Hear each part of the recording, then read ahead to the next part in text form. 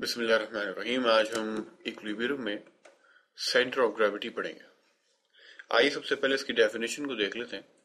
Centre of gravity is that point in the body where the weight of the body appears to be acting and if the body supported at this point then it stands without rotation. हमारी ये definition यहाँ कहती है कि अगर जो है कोई बॉडी जिस्म उसका वो पॉइंट जहां पे सारा उसका वेट जो है वो एक्ट कर रहा हो और उस पॉइंट पे अगर उसको सहारा दिया जाए तो उसका नतीजा ये निकले कि वो बगैर किसी रोटेशन के खड़ा रहे, तो उसको हम सेंटर ऑफ ग्रेविटी कहेंगे। आइए इसको एक मिसाल से देखते हैं कि मिसाल से बात ज्यादा समझ में आती है कि हम यहाँ पे एक रॉड लेंगे,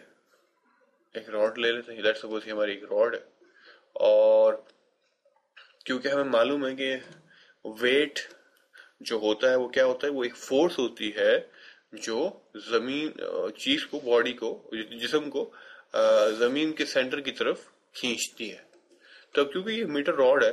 और ये मीटर रॉड जो है ये कई पार्टिकल से मिलकर भरा है, तो ये हर पार्टिकल जो है ये इसको क्या है, इसको ये जमीन की तरफ जो है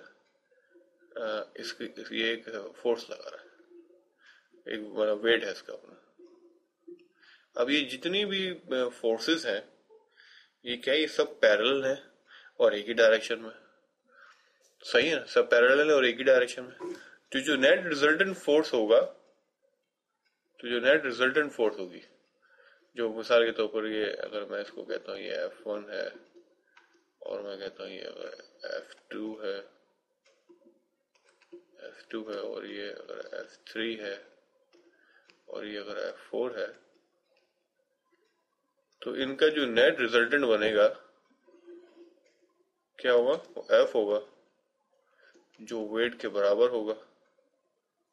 और कह सकते हैं कि वो इक्वल टू क्या है, F1 plus F2 plus F3 plus F4। तो हमें क्या मालूम करना है, हमें मालूम करना है कि भाई इस जिस्म का क्या सेंटर ऑफ ग्रेविटी होगा। तो इसमें आसान तरीका क्या होगा कि अगर आप जो है इस रॉड को बैलेंस करने की कोशिश करें, कि मिसाल के तौर पर हम यहाँ से इस रॉड को अगर पकड़ लें इधर से, तो क्या हुआ, फॉर इंस्टेंस अगर मैं ऐसा कर लूँ कि मैं कहूँ कि भाई मैं यहाँ से चलो बॉडी को होल्ड कर लेता हूँ, तो क्या होगा, ये मीटर रॉड क्या होगा, राइट साइड पे चले जाएगी, झुक जाएगी। अच्छा मैं थोड़ा अब अपने इस हाथ को अगर मैं यहाँ रख लूं, थोड़ा और इधर रख लूं, तब भी नतीजा क्या होगा कि यहाँ से लेके यहाँ तक का जो टॉर्क है और यहाँ से लेते यहाँ तक का टॉर्क ये इक्वल नहीं होगा। तो क्या होगा, ये बॉडी क्या होगी, राइट साइड पे शिफ्ट होना शुरू हो जाएगी। बिल्कुल ऐसे जैसे कि मिसाल के तौर पर आपके पास ये मीटर रॉड है और आपने यहाँ पे हाथ रखा हुआ है, यहाँ पे लंबाई ज्यादा है, यहाँ पे लंबाई कम, तो क्या होगा, राइट साइड पे क्या होगी, वो रॉड शिफ्ट हो जाएगी। और बिल्कुल जैसे आम जिंदगी में हमारा मुशाहिदा है, जैसे हमारा एक्सपेरिमेंट, अगर हम बिल्कुल बीच में रखते हैं इस मीटर रॉड के, तो अब क्या होगा, अब वो मीटर रॉड जो है बिल्कुल इक्विलिब्रियम पोजीशन में होगी, बिल्कुल ऐसे होगी, ना एक तरफ झुक रही होगी ना दूसरी तरफ झुक रही होगी। उसकी वजह क्या है,